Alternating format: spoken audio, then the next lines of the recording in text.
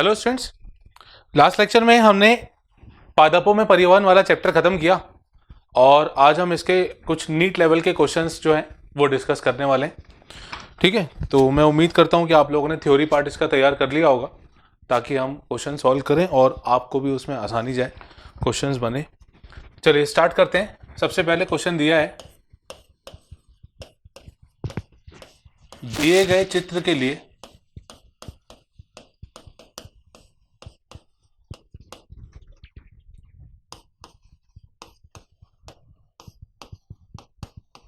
सही चुनिए और डायग्राम कुछ ऐसा दिया हुआ है।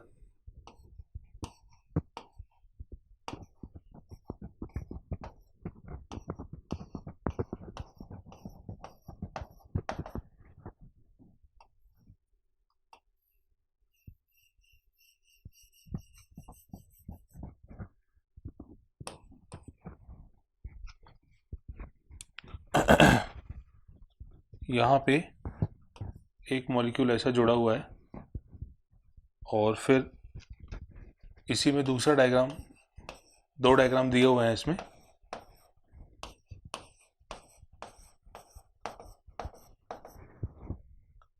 और दूसरे डायग्राम में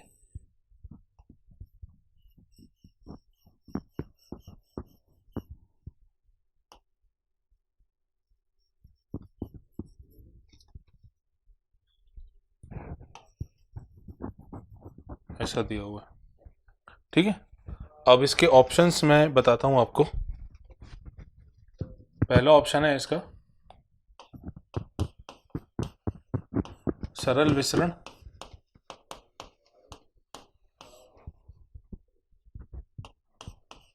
और यहां पे ए दिया हुआ है।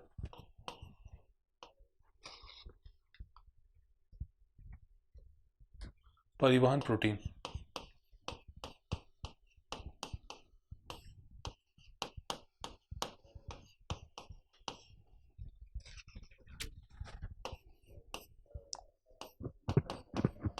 दूसरा ऑप्शन है सुसाध्य विसरण और ए के लिए दिया हुआ है सेम यही चीज, परिवहन प्रोटीन।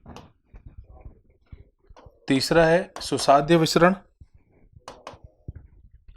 और ए के लिखा हुआ है परिवहन पंप। ठीक है, यहां प्रोटीन है, यहां पंप है। और फोर्थ ऑप्शन दिया है सक्रिय परिवहन और ए का जगह दिया हुआ है परिवहन पंप। तो ये चार ऑप्शन है। इस डायग्राम के लिए कौन सा सही है हमको ये बताना है। चलिए इसको स्टार्ट करते हैं। देखिए यहाँ पे हम डायग्राम में देख रहे हैं कि ये है कुछ प्रोटीन, मतलब ये कोई कहना चाहिए एक्टिव मॉलिक्यूल है, मतलब एक सक्रिय अणु है जिसको झिल्ली के पार जाना है। ये जो अलग कलर से बना हुआ है, ठीक है, और ये झिल्ली में धंसा हुआ कुछ ऐसा पदार्थ है जो इससे ये जुड़ने वाला है। अब ये जुड़ गया और इसके बाद इसने इसको अंदर पहुंचा दिया। ठीक है, तो डायग्राम से हमें समझ में आ रहा है ये जो हो गया, ये एक प्रोटीन हो गया जो अणु को अंदर तक लेके जा रहा है। ठीक है, तो ये जो है, ये ए जो हो गया, ये तो प्रोटीन हो गया, है ना, और ये वाला जो है ये अणु हो गया। तो यहां पे बोला है कि प्रक्रिया का नाम पूछा है, या तो सरल विसरण या सुसाध्य या सक्रिय परिवहन। तो यहां पे अच्छा, क्वेश्चन में थोड़ा सा और चेंजेस हैं, मतलब एक चीज और छूट गई है बनाना। यहां पे कुछ ऐसे मॉलिक्यूल्स, ऐसे छोटे छोटे अणु बनाए हुए हैं, इधर पे ऐसे और इधर पे अणु है ऐसे, इस तरह से। ठीक है, तो इसका भी काफी ज्यादा, मतलब ये छूट गया था मेरे से, और इसका क्या रोल है ये देखते हैं। देखिए यहाँ पे पदार्थ जो है ये ज्यादा है ना, और इस तरफ पदार्थ जो है ये कम है। मतलब जो अणु है वो अपनी अधिक सांद्रता से कम सांद्रता की तरफ जा रहा है। तो अधिक सांद्रता से कम सांद्रता की तरफ जब वो जाएगा तो उसको अपन कहेंगे विसरण, है ना। और अब विसरण में, अब यहाँ पे विसरण की बात करें तो विसरण यहाँ पे तीन ऑप्शन में दिया है। ये विसरण, यहाँ पे भी विसरण, यहाँ पे भी विसरण। अब ये कौन सा विसरण होगा, सुसाध्य के सरल, तो ये होगा सुसाध्य विसरण, क्योंकि प्रोटीन मॉलिक्यूल इसको लेके जा रहा है। भाई हमको, अगर हम सरल विसरण की बात करते तो किसी भी तरह का प्रोटीन वाहक के रूप में कार्य तो करता नहीं, तो यहाँ पे ये वाहक के रूप में कार्य कर रहा है, जो अणु को अंदर की तरफ लेके जा रहा है। तो यहाँ पे ये हो गया प्रोटीन, है ना, वाहक हो गया। तो वाहक जो होता है वो सुसाध्य विसरण में यूज होता है। तो अब बी और सी ऑप्शन में से एक आ गया। अब दूसरी बात, पहले में दिया है ऑप्शन जो ए लिखा हुआ है, ये परिवहन प्रोटीन है और दूसरा परिवहन पंप है। तो यहाँ पे पंप जैसा अपन को कुछ दिख नहीं रहा है, तो ये प्रोटीन ही एक्चुअली इसको मूव करा रहा है। तो ये हो गया सुसाध्य विसरण और परिवहन प्रोटीन, इसने इसको बाद में अलग कर दिया, है ना। तो इसका सही ऑप्शन है ऑप्शन बी, सुसाध्य विसरण और परिवहन प्रोटीन।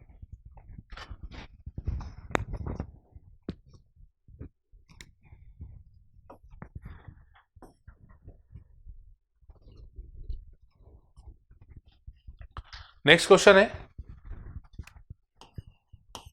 निम्न में से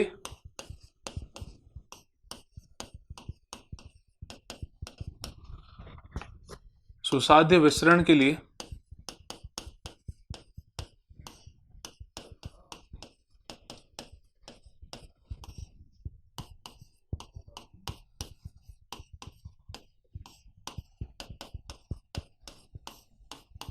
सही नहीं है। निम्न में से सुसाध्य विसरण के लिए सही नहीं है, मतलब इन चार ऑप्शन में से हमें एक ऑप्शन बताना है जो सुसाध्य विसरण के लिए सही नहीं होगा। पहला है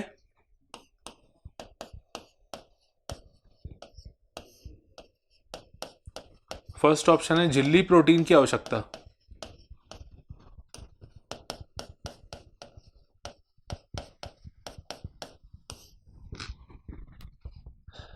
सेकंड ऑप्शन है इसका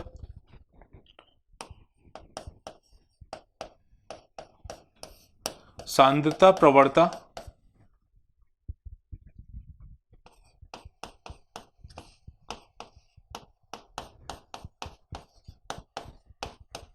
के विपरीत गति।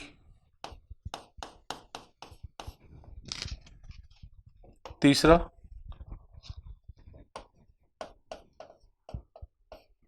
ऊर्जा की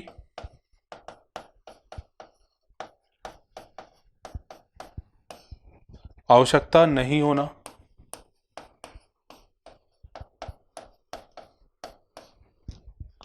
और चौथा है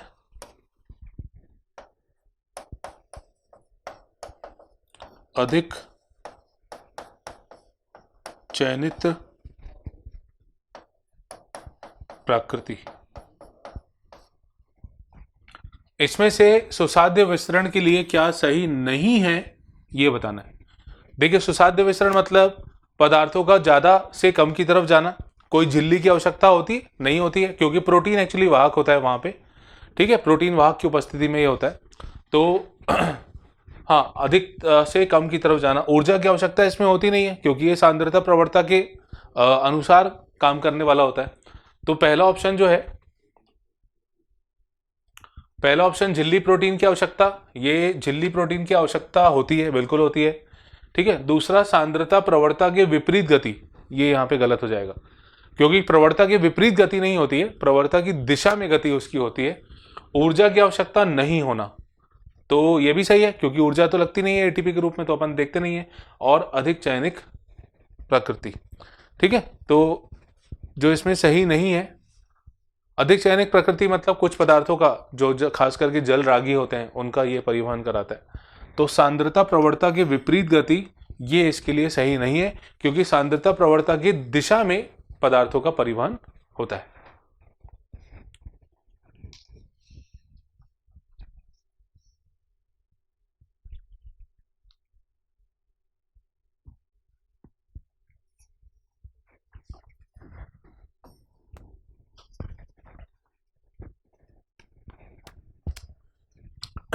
अगला क्वेश्चन करते हैं।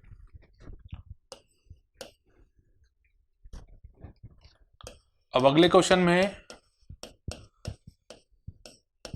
सक्रिय परिवहन के लिए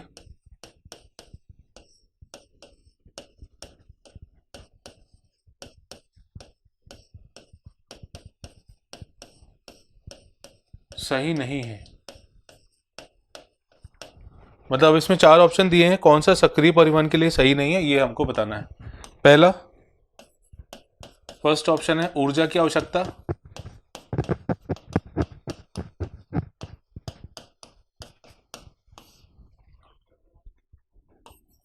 सेकंड ऑप्शन है वाष्पोत्सर्जन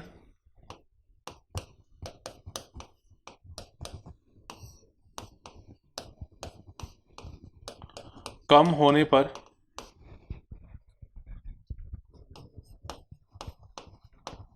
होता है। थर्ड ऑप्शन है इसका कि जीवित कोशिकाएं इसके लिए जरूरी होती हैं।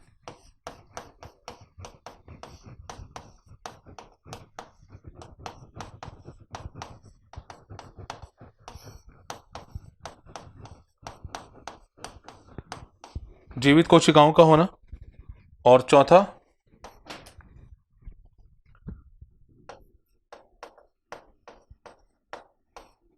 प्ररोह में बल उत्पन्न होना।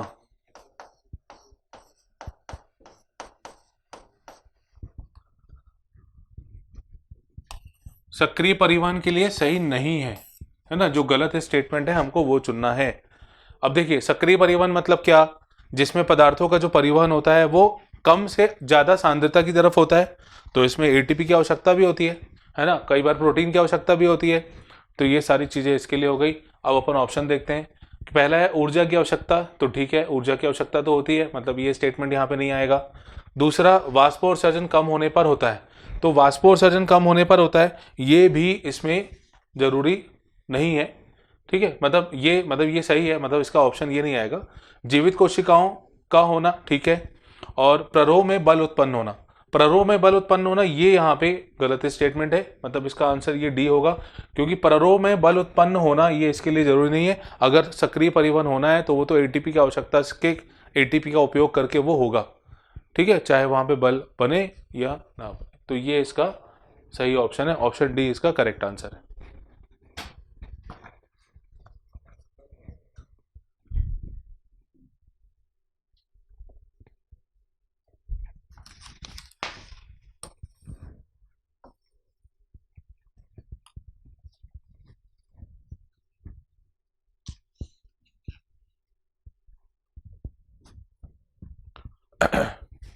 नेक्स्ट क्वेश्चन है,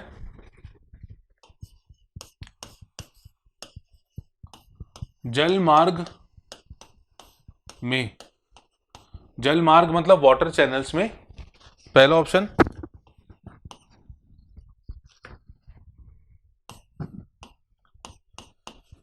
8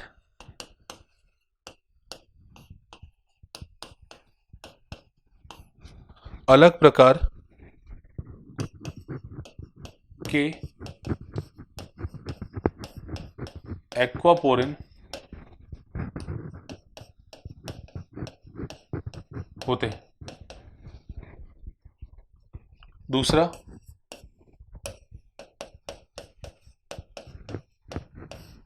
सक्रिय परिवहन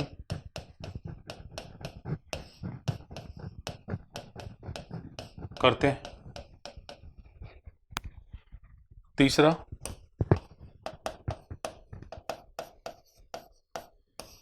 सुसाध्य विसरण होता है।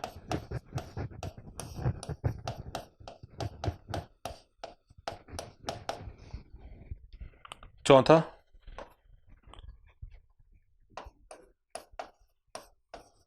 एक से अधिक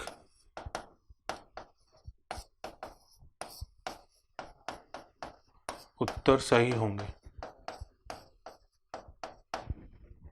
एक से अधिक उत्तर सही है। ठीक है, हाँ। जल मार्ग में पहला ऑप्शन था 8 एक समान, ये बेटा एक समान यहां पे दिया हुआ है।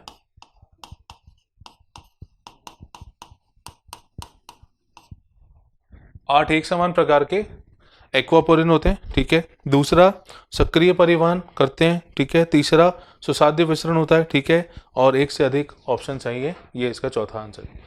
तो जल मार्ग में देखिए जो प्रोटीन जो एक्वापोरिन होते हैं वो अलग अलग प्रकार के होते हैं, 8 एक्वापोरिन होते हैं जो कि अलग अलग प्रकार के होते हैं। ठीक है, तो पहला ऑप्शन यहाँ पे गलत हो गया। सक्रिय परिवहन तो ये नहीं करता, सक्रिय परिवहन नहीं करता क्योंकि ये एटीपी को उपयोग नहीं करता है, एटीपी उपयोग नहीं करता। और दूसरी बात, सांद्रता प्रवणता के अनुसार, मतलब अधिक सांद्रता से कम सांद्रता की तरफ ये पदार्थों को लेके जाता है। तो इसके लिए ये वाला ऑप्शन तो गलत हो गया। ठीक है, ये भी ऑप्शन गलत हो गया। सुसाध्य विसरण यहाँ पे होता है, ये बिल्कुल सही है। अब क्योंकि 2 ऑप्शन गलत हो गए तो एक से ज्यादा ऑप्शन तो सही है नहीं यहाँ पे। ठीक है, तो इसका सी ऑप्शन करेक्ट आंसर आएगा कि सुसाध्य विसरण यहाँ पे देखा जाता है जल मार्ग में।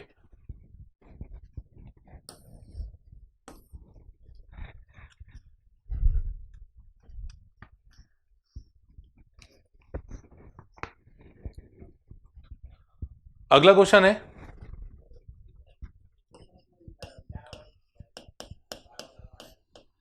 अंतःपरासरण में जल विभव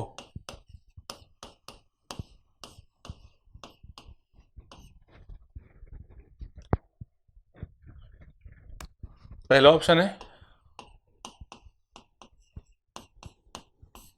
बढ़ता है, दूसरा घटता है, तीसरा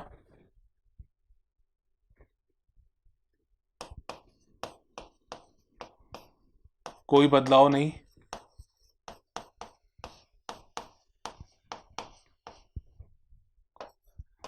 और चौथा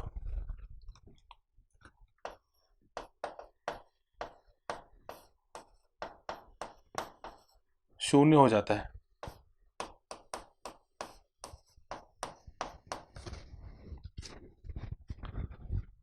ठीक है, अब यहां पे क्वेश्चन में दिया है कि अंतःपरासरण में जल विभव क्या होगा।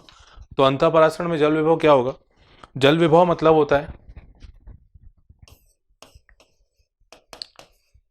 साई एस और साई पी का मान। तो psi W equal to psi S plus psi P होता है। ठीक है, अब इस कंडीशन में क्या अंतःपरासरण कह रहे हैं, तो अंतःपरासरण मतलब जब जल किसी कोशिका के अंदर आता है। देखिए, जब जल किसी कोशिका के अंदर आएगा, जल आएगा अंदर, तो जल की जो ऊर्जा है वो भी अंदर सिस्टम में बढ़ेगी, है ना। क्योंकि जल विभव हम क्या जानते हैं, जल विभव हमें पता है कि जल में जो मुक्त एनर्जी होती है वो कहलाती है। अब जितना ज़्यादा जल होगा उतना ज़्यादा उसका जल विभव होगा। तो इसका पहला ऑप्शन करेक्ट आएगा कि अंतःपरासरण में जल विभव जो होता है वो बढ़ता है।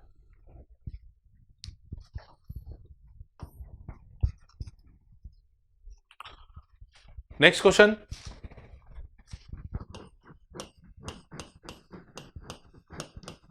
निम्न में से क्या गलत है? निम्न में से क्या गलत है? पहला ऑप्शन है इसमें साई एस बराबर माइनस पाई, दूसरा डीपीडी, डीपीडी आपको ध्यान होगा मैंने बताया था विसरण दाब न्यूनता, डीपीडी बराबर minus OP plus TP.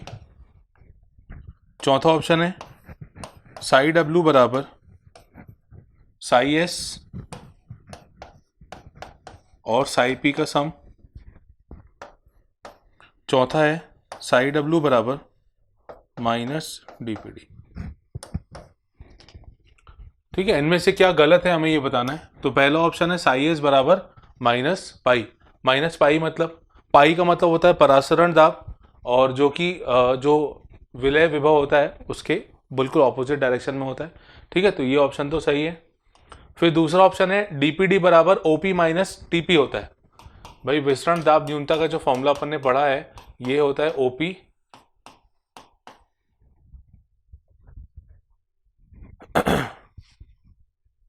OP minus TP. ठीक है, तो ये ऑप्शन यहां पे गलत आ जाएगा। मतलब गलत पूछा है, मतलब ये ऑप्शन यहाँ पे आंसर इसका आएगा। साई डब्ल्यू बराबर Sai S plus psi P तो होता ही है, ये फॉर्मूला है। और विभव, जल विभव जो होता है वो विसरण दाब न्यूनता का ऑपोजिट डायरेक्शन में होता है। हम ये जानते हैं कि जल विभव जो होता है वो अधिक से कम सांद्रता की तरफ जाता है, और विसरण दाब न्यूनता जो होता है वो उल्टा होता है, कम सांद्रता से अधिक सांद्रता की तरफ जल का परिवहन जो होता है उसमें होता है। तो ये भी ऑप्शन सही है। तो इसका सेकंड ऑप्शन जो है ये यहाँ पे गलत दिया हुआ है, तो इसका करेक्ट आंसर सेकंड ऑप्शन होगा।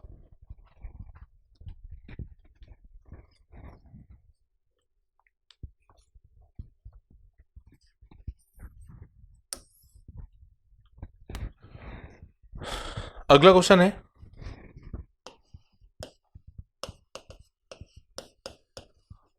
जीव द्रव्य कुंचित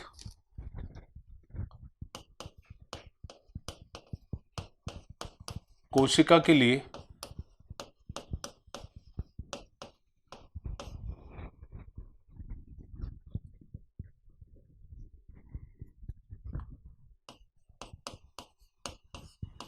सही होगा।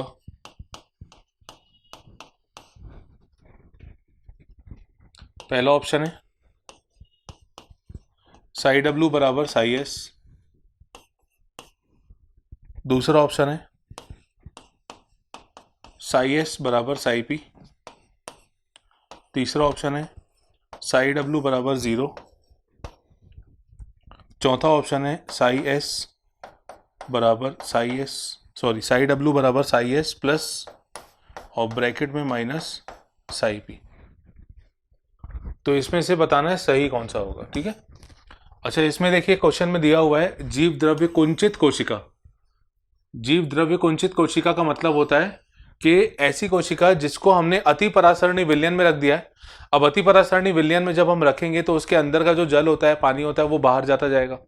वो जरूरत से ज्यादा, मतलब जो नॉर्मल अवस्था होनी चाहिए उससे भी ज्यादा वो बाहर निकल जाता है। अब सामान्य अवस्था में क्या होता है कि जो कोशिका के अंदर जल होता है वो जल जो होता है वो दाब यहाँ पे बनाता है, ठीक है, जिसको अपन साई पी से भी दर्शाते हैं। जो टर्गर प्रेशर होता है वो साई पी के बराबर ही होता है। तो ये अब सामान्य अवस्था में क्या है कि जल यहाँ पे दबाव लगा रहा है, ये लगा रहा है, दबाव लगा रहा है, दबाव लगा रहा है। पर जब जीव द्रव्य कुंचन हो चुका है, जीव द्रव्य कुंचन में कोशिका द्रव्य से कोशिका द्रव्य वाला पार्ट निकलता जा रहा है, निकलता जा रहा है, तो एक सामान्य अवस्था से भी कम दाब वहां पे देखा जाता है। मतलब वो 0 से भी वहां पे कम हो जाता है और वो दाब चला जाता है माइनस में। तो ये वैल्यू आ जाती है माइनस में, ठीक है। तो अब इस अवस्था में क्या होगा कि यहाँ पे एक सिचुएशन हमें दिख रही है कि Sai S plus minus psi P, ठीक है। 0 तो होगा नहीं, दोनों बराबर भी नहीं होंगे क्योंकि ये बहुत ज़्यादा एक्चुअली में वहाँ पे नेगेटिव में जाने लगता है। तो क्योंकि 0 नहीं है तो ये भी नहीं हो सकता। अगर वो 0 हो जाता तो साई डब्ल्यू जो है वो साई एस के बराबर आ जाता। तो यहाँ पे डी ऑप्शन इसका सही आंसर होगा, क्योंकि साई पी वहाँ पे माइनस में चला जाएगा और हमको यहाँ पे माइनस पी फॉर्मूले में दिख रहा है। तो डी इसका करेक्ट ऑप्शन है।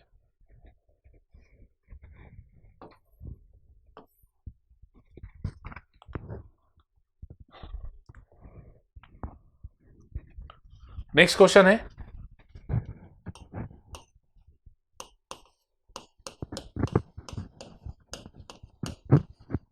जब कोशिका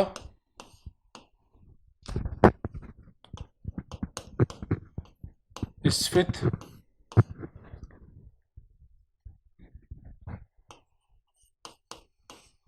स्फीत मतलब टर्जिड यानी भरी हुई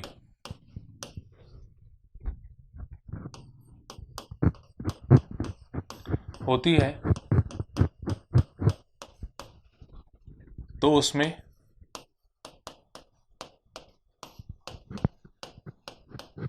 क्या शून्य होता है?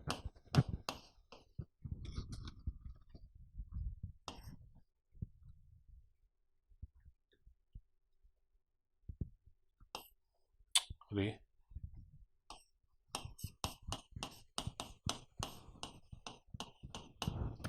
ठीक है, जब कोशिका स्फीत होती है तो उसमें स्फीत मतलब टर्जिड होती है तो उसमें शून्य क्या होता है? पहला ऑप्शन है इसका परासरण दाब,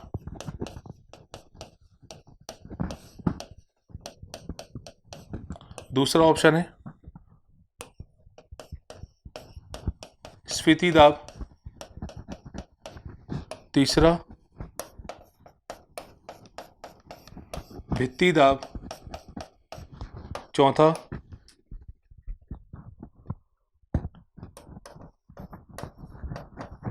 चूषण दाब। ठीक है, चूषण दाब को अपन कहते हैं, एक और नाम है इसका विसरण दाब न्यूनता।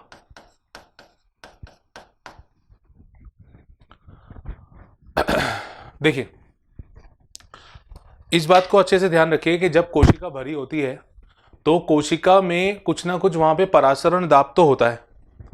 ठीक है, जब कोशिका भरी होती है तो वहां पे परासरण दाब होता है। अब जैसे ये परासरण दाब है और जब कोशिका में पानी भरना शुरू हुआ तो इसका जो स्फीति दाब है, इसका स्फीति दाब धीरे धीरे बढ़ना शुरू होगा। और वो कब तक बढ़ेगा? जब तक वो परासरण दाब के बराबर ना हो जाए। जब वो परासरण दाब के बराबर हो जाएगा तब उसके बाद वो वहां पे रुक जाएगा। परासरण दाब से ज्यादा तो वो नहीं जाएगा। ठीक है, तो अब देखिए इसमें क्या बताना है हमको कि शून्य क्या होगा। तो मैंने बताया अभी कि परासरण दाब पहले से तो वो जीरो तो है नहीं, है ना, वो तो अपने एक लिमिट तक है। यहां से स्फीति दाब बढ़ता जाएगा, परासरण दाब के बराबर हो जाएगा। अच्छा, तो ये पहला ऑप्शन तो यहाँ पे गलत हो गया। ठीक है, तो ये तो शून्य नहीं होगा। स्फीति दाब ये बढ़ रहा है, ठीक है, तो ये भी शून्य नहीं होगा। भित्ति दाब, भाई स्फीति दाब अगर बढ़ रहा है तो स्फीति दाब मतलब क्या करेगा? स्फीति दाब के कारण अंदर जो जल है वो भित्ति पर दबाव लगाएगा। और अपन ने पढ़ा था कि जितना जल भित्ति पर दबाव लगाता है, जितना स्फीति दाब होता है, उतना ही विपरीत दिशा में भित्ति भी अंदर की ओर दाब बनाती है, जिसके कारण ये जो कोशिका होती है फटती नहीं है। बराबर मात्रा में यहां से दाब अंदर की तरफ आता है। तो कुछ ना कुछ भित्ति दाब भी होगा, वो भी शून्य नहीं होगा। अब चूषण दाब और विसरण दाब न्यूनता ये अपन कैलकुलेट करके देख सकते हैं। इसका फॉर्मूला अपन ने पहले भी डिस्कस किया है, डीपीडी बराबर ओपी माइनस टीपी। ठीक है, तो अब जब कोशिका पहले ओपी यहां तक दिया हुआ है और स्फीति दाब धीरे धीरे बढ़कर ऊपर तक आ रहा है, वो बराबर हो रहा है, मतलब इस अवस्था में, टर्जिड अवस्था में, स्फीत अवस्था में टीपी और ओपी का मान जो है वो बराबर हो जाएगा। तो इस कंडीशन में क्या हो जाएगा? कुछ भी वैल्यू होगी। अब क्योंकि दूसरा इसके जैसा हो गया तो ओपी माइनस ओपी, तो ये हो जाएगा 0। तो यहां पे विसरण दाब न्यूनता जो है, डीपीडी जो है, उसका आंसर आ रहा है 0। ठीक है, हमसे पूछा है कि शून्य क्या होता है, तो हमारा आंसर आ गया कि डीपीडी यहां पे शून्य होता है। फोर्थ ऑप्शन इसका करेक्ट आंसर।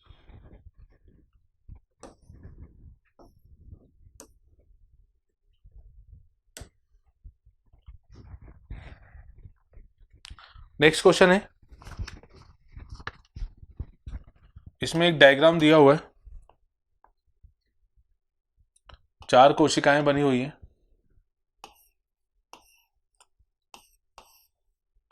एक, दो, तीन,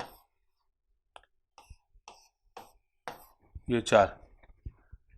इसको मैंने नाम दिया ए, बी, सी, डी।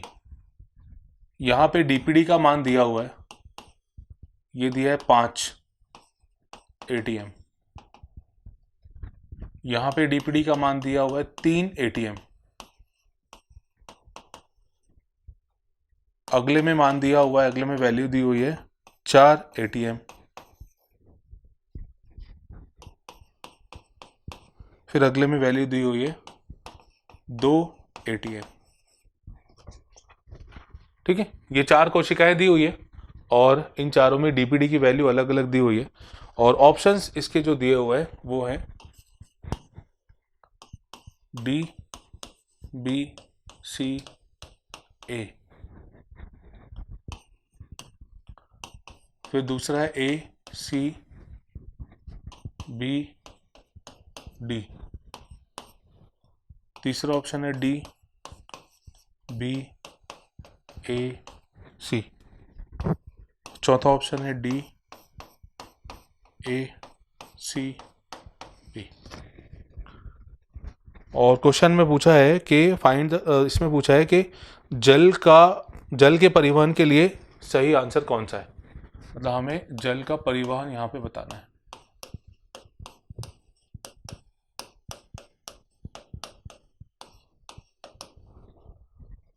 ठीक है, जल के परिवहन की सही दिशा कौन सी होगी ये हमें बताना है। तो अब बिल्कुल सारी चीजें आप दिमाग से निकाल के सिर्फ डीपीडी के आधार पर सोचिए, विस्तरण दाब न्यूनता के आधार पर सोचिए। अपन ने पढ़ा हुआ है कि जब विस्तरण दाब न्यूनता में जल जो होता है वो कम से ज्यादा की तरफ जाता है।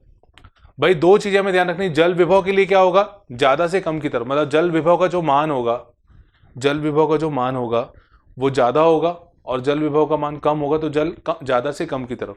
और डीपीडी में उल्टा होता है, जो मान इसका होगा कम वहां से ये चलना शुरू करेगा और जहां कहां जाएगा, जहां पे उसका मान उसकी वैल्यू ज्यादा है। ठीक है, तो यहां पे अगर मैं बात करूं तो सबसे पहले सबसे कम वैल्यू है इसकी डी वाले की, तो डी ऑप्शन यहां से स्टार्टिंग होगी। तो सबसे पहले आएगा डी, क्योंकि इसमें सिर्फ 2 एटीएम दिया हुआ है ना। अब उससे थोड़ा सा ज्यादा, अब इससे थोड़ा सा ज्यादा है बी वाला, मतलब ये वाला सेकेंड वाला, ये यहाँ पे दिया हुआ है 3 एटीएम। अब इससे थोड़ा सा ज्यादा फिर सी ऑप्शन में, यानी मतलब सी डायग्राम में 4 एटीएम, और फिर उससे ज्यादा आ जाता है 5 एटीएम वाला, तो यहाँ ए पे 5 एटीएम। ठीक है, तो 2 3 4 5 कम से ज्यादा की तरफ ये गति करेगा जल डीपीडी के आधार पर, डीपीडी के मान के आधार पर। तो डी बी सी ए इसका सही ऑप्शन है, यानी और डी बी सी ए हमको पहले ऑप्शन दिख रहा है। तो इस तरह से हम ये वाला क्वेश्चन इस तरह कैलकुलेट करते हैं। ए है इसका करेक्ट आंसर।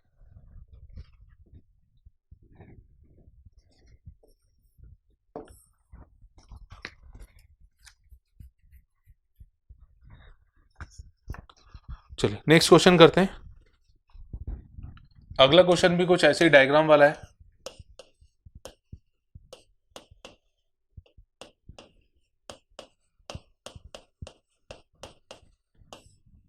जल के परिवहन की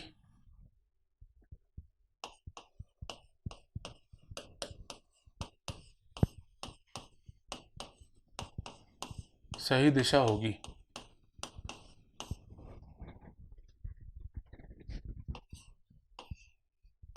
इसमें डायग्राम दिया हुआ है,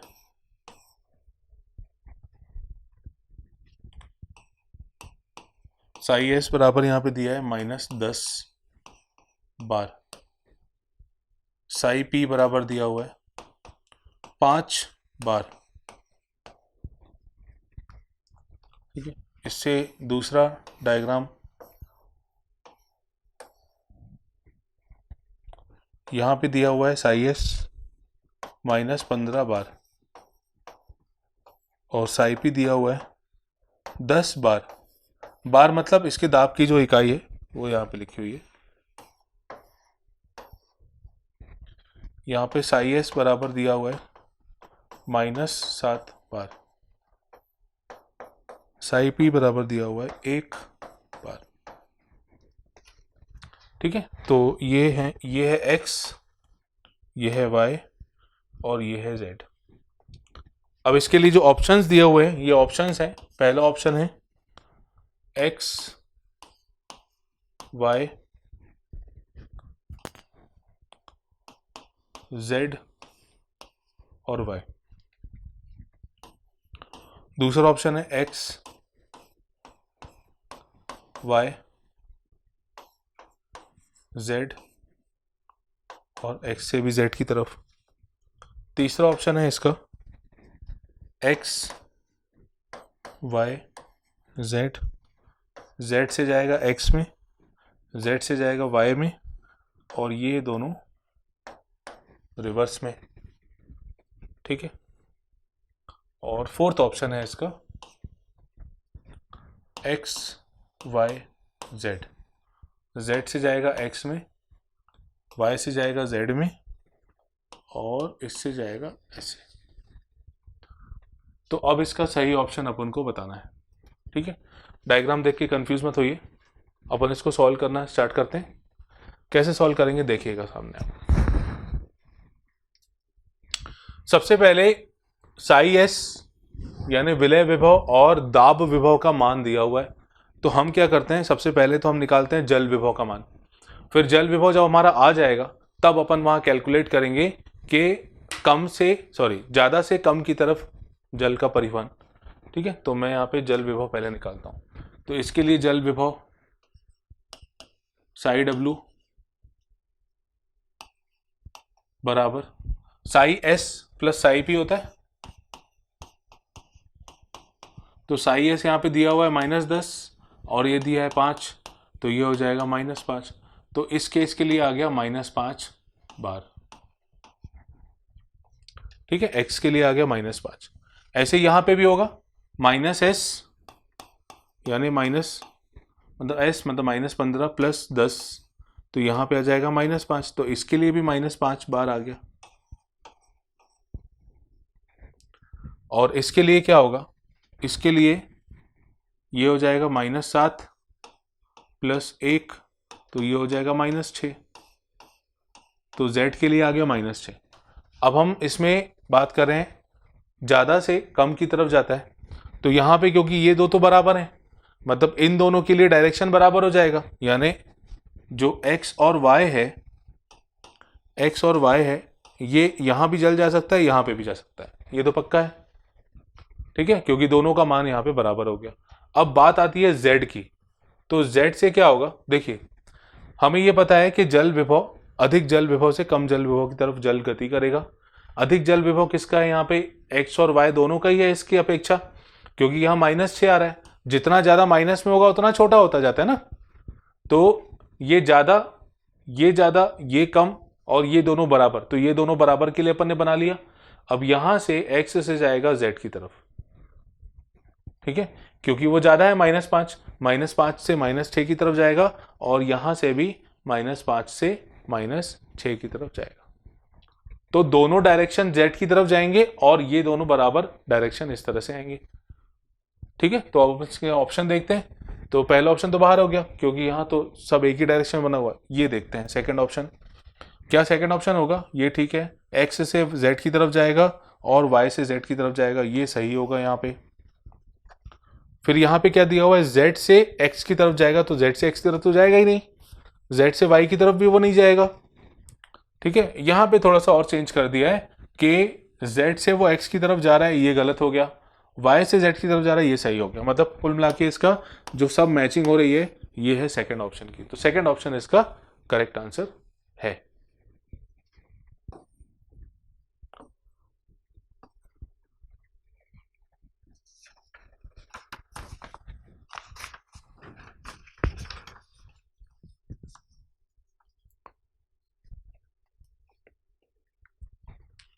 चलिए अगला क्वेश्चन करते हैं।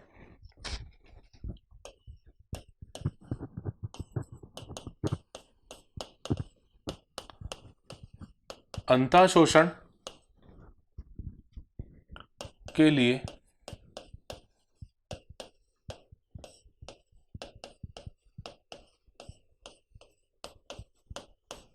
सही क्रम है। पहला, अगर पैक्टिन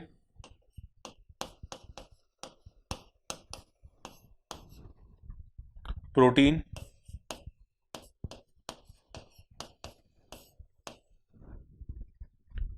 फिर स्टार्च और सबसे आखिरी में सेल्यूलोज।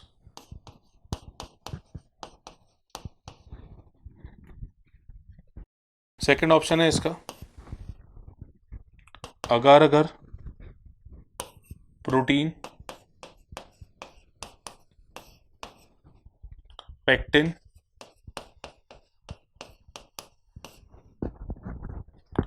यहाँ पे स्टार्च, यहाँ पे सेल्यूलोज। थर्ड ऑप्शन में यहाँ है प्रोटीन, उसके बाद अगर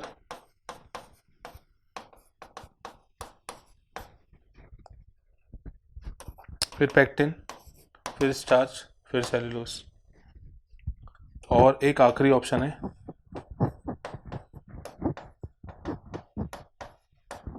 अगर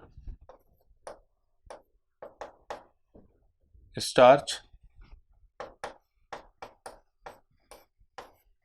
प्रोटीन सेल्यूलोज और पैक्टिन। ठीक है, अब इसमें अंतर शोषण के लिए अपन को सही क्रम बताना है। सही क्रम मतलब जो सबसे ज़्यादा जल को अवशोषित करेगा वो सबसे ज़्यादा पावर वाला होगा। ठीक है, तो ये ऑर्डर अपन पढ़ चुके हैं कि सबसे ज़्यादा जो होता है वो अगर अगर होता है।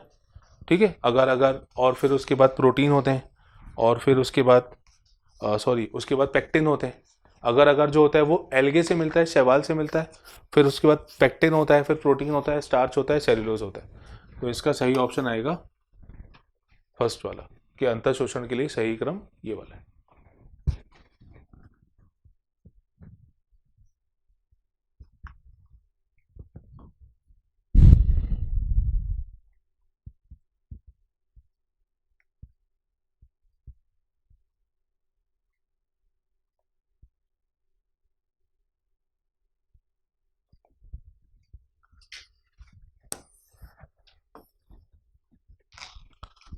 अगला क्वेश्चन है,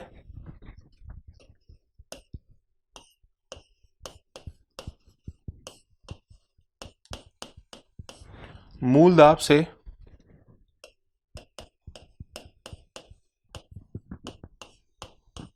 जुड़ा नहीं है।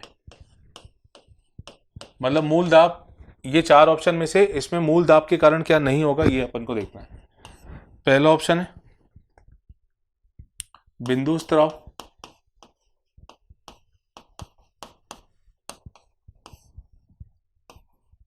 दूसरा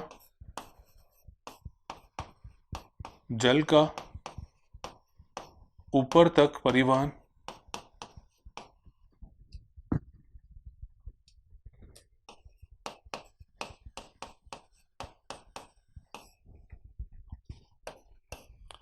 तीसरा जल का कुछ दूरी तक, कुछ दूरी तक, ब्रैकेट में लिखा है सीमित क्षेत्र तक।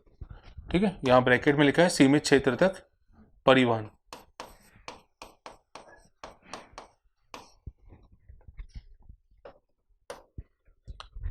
और चौथा ऑप्शन है हाइड्राथोड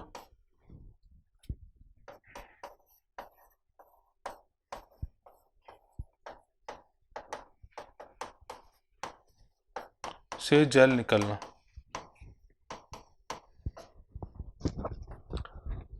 मूल दाब से जुड़ा नहीं है। देखिए, बिंदु स्राव जो होता है, गटेशन जो होता है, वो तो मूल दाब के कारण ही होता है, और हाइड्राथोड के कारण होता है। हाइड्राथोड क्या होते हैं? छोटे छोटे छिद्र होते हैं पत्तियों पर, और उनसे जल निकलता है। तो ये बिंदु स्राव और ये हाइड्राथोड, ये तो मूल दाब से जुड़े हुए हैं। ठीक है, फिर जल का कुछ दूरी तक यानी सीमित क्षेत्र तक परिवहन, तो ये भी मूल दाब के कारण होता है कि छोटे लेवल तक पानी में कुछ पादपों में कुछ ऊंचाई तक ये चीज होती है। जल का ऊपर तक परिवहन ये मूल दाब से जुड़ा हुआ नहीं है, क्योंकि मूल दाब के कारण जल का परिवहन बहुत ज्यादा ऊंचाई तक नहीं हो पाता। ठीक है, और वो किसके कारण होता है? वो होता है वाष्पोत्सर्जन खिंचाव सिद्धांत के कारण। तो इसमें सेकंड ऑप्शन इसका करेक्ट आंसर आएगा। ठीक है, तो ये आज हमने कंप्लीट किए इसके क्वेश्चंस, कुछ क्वेश्चंस अपन ने कंप्लीट किए, और आने वाले लेक्चर में हम कुछ और इसी तरह के क्वेश्चन डिस्कस करेंगे। तो आप एक बार और थ्योरी जब तक रिवाइज कर लीजिए। ठीक है, आने वाली क्लास में अपन इसके आगे कंटिन्यू करेंगे। Thank you.